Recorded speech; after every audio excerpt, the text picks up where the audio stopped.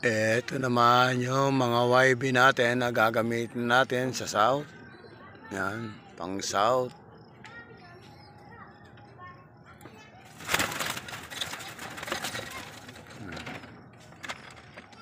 Pero yung dalawang yan, pang ano yan,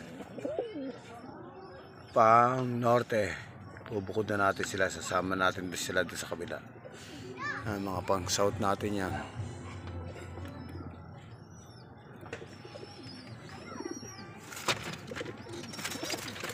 Ang ganda nito. Yellow.